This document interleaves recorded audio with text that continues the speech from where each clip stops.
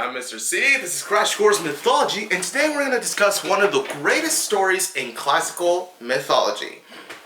Now, before we begin, I would like to clarify that this video is not going to be a point-on-point examination of the Odyssey, because that would be a whole bunch of videos. Instead, we will be talking about the main points of each book on the Odyssey. Or, if you're not familiar with the story, which maybe you're not, the book is like chapters.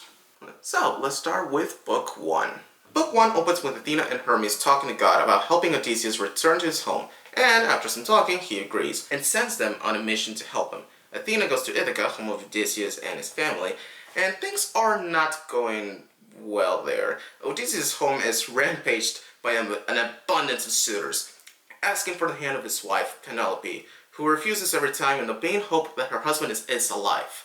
Her son, Telemachus, a young man, about 20 years old, he tries to get rid of the suitors to no avail. Book 2 has Athena entering the palace disguised as Mentor, an old friend of Odysseus, and convinces Telemachus to go and look for his father. To which he gathers a group of men, all gathered by Athena disguised as himself without him knowing, and sets off. Book 3, Telemachus and Athena disguised as Mentor arrive at the city of Pylos and ask King Nestor about Odysseus, to which he doesn't know but knows about Agamemnon. Wait, how do you say this goddamn name? Sorry, we're not gonna cuss here, but still, this name, Agamemnon. Were this guy's parents drunk or something? Agamemnon fight with Odysseus in the Trojan War. So he tells Telemachus to go to the city of Sparta and sends his son, Jesus, what is this? Pisistratus, what is this? Sends his son Pisistratus, these names, to join Telemachus on his journey. And by this point, Athena, to no one's knowledge except Nestor, turns into an equal. And finally, in Book 4, Telemachus arrives in Sparta where Menelaus, these names, Menelaus, the king there, tells him that Odysseus is on an island, captured by the goddess Calypso. Alright, that was a lot. So these first 4 books are considered more of Telemachus' story instead of Odysseus. We never see Odysseus in these books. That is, until Book 5. Here we finally see Odysseus, crying in Calypso's island. Wanted to go back to his family, but can't because Calypso loves him and doesn't want him to leave forever. I mean, that's basically like a toxic relationship if you ask me. However, she sets him free after Hermes, the god of merchants and thieves, convinces her and helps Odysseus build a ship to get off the island. But just as Odysseus starts to nag, Poseidon, the god of the sea, causes a massive storm, wrecking the ship. In Book 6, Odysseus lands in These names are really starting to get me. Odysseus lands in Phaeacia, where he is found by the island's princess, Nausicaa, finally a decent name, with a bit of help from Athena. And in Book 7, he sneaks in the palace to meet Nausicaa's parents, King Alcinous and Queen Arete, and begs them for help, which they agree. Before that, though, in Book 8, they have a feast. And here, we see Demodocus, the bard of the palace, singing about the stories of Odysseus, which makes Odysseus cry. After it is too much, King Alcinous demands Odysseus to reveal himself, because at this point, he hasn't revealed who he is. They don't know who he really is. And he does. He tells him all the stories he experienced before arriving with Calypso, or well, arriving to where he is now. Now, books 9 to 13 are basically just a recap of all the adventures Odysseus has before arriving to the island of Calypso. So I'll just give you a quick recap of what he encounters. In Book 9, he fights the Cyclops, most notably Polyphemus, who is Poseidon's son, which is the reason why Poseidon hates Odysseus so much. In Book 10, he fights Circe, a lesser-known god with human-like powers. In Book 11, he visits the underworld, and in Book 12, he encounters the Sirens, or basically like evil mermaids, kind of like in the Pirates of the Caribbean 4. Now, Book 12 is very important in this, because Odysseus and his men land on the island of the god Elias, and they stay with the knowledge that they cannot eat the cattle. Odysseus' men, however, eat the cattle. Elias, understandably furious, goes to Zeus and demands justice.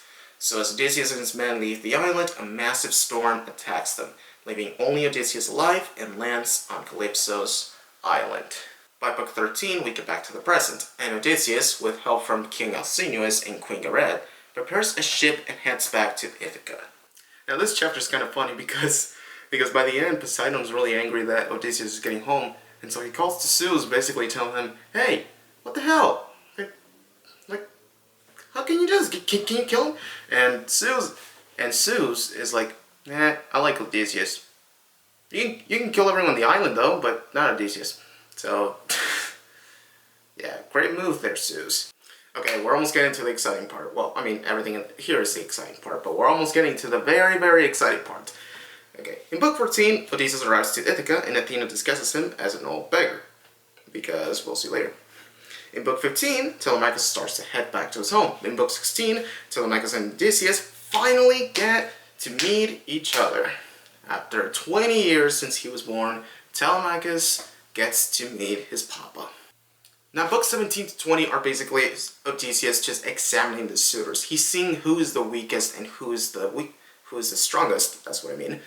That way, he's basically planning on how to prepare his attack. And during this point, the suitors are getting all kinds of signs. They see a raven. There's an old guy that's basically telling them, "Hey, something bad is gonna happen. Should we do something?" And the suitors are like, "Shut up. We'll just party, and we're gonna wait until the wife is ready to marry us. I mean, me." That is until the end of book 21, where Odysseus reveals himself to everyone. And now, it's exciting. Book 22 is where we get our final battle between Odysseus and Telemachus versus the suitors. And it is brutal, it's exciting. Think of it as basically the ending of Avengers Endgame. Or, to be more specific, the ending of The Lord of the Rings. Why is this in Spanish? By the end of the book, all the suitors are dead. Book 23, after the battle, Odysseus goes to Penelope, but as a final test to truly believe that that's her husband, she begs the maid to move their bed to another room, to which Odysseus replies with anger, saying it can't be moved since he built it with an olive tree. Okay, this part's kind of complicated because, I mean, I get it, like, Odysseus, like, you built that for your wife and you don't want it moved, but come on, man, it's been like so long since you've seen your wife. You gotta calm down a little bit. But alas, this proves to Penelope that it is really Odysseus, and they give each other a kiss. A perfect ending. What's that? There's another book? Oh, right. The controversial one.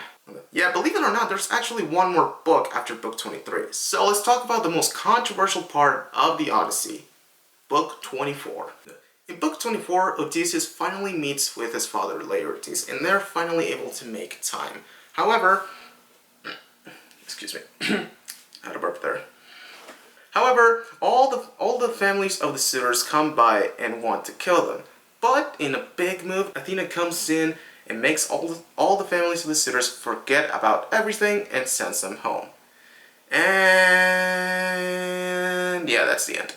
Now, the ending of the Odyssey has been controversial ever since it got released. A lot of people claim that this book should have ended in book 23, when Odysseus and Penelope finally get to meet. But no, it just ends in yeah, whatever. Personally, I don't mind it that much, though I feel like they could have maybe expanded the ending a little better, but that's just my opinion.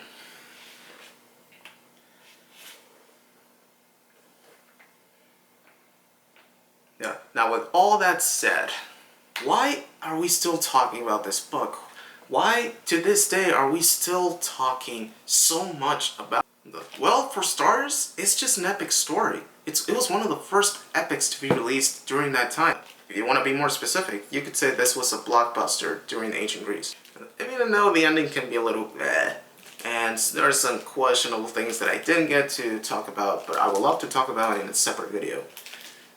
It's still worth it to talk about. It's still exciting to read. And, you know, I'm kind of excited to see what Christopher Nolan does in his version of the Odyssey. Thanks for watching.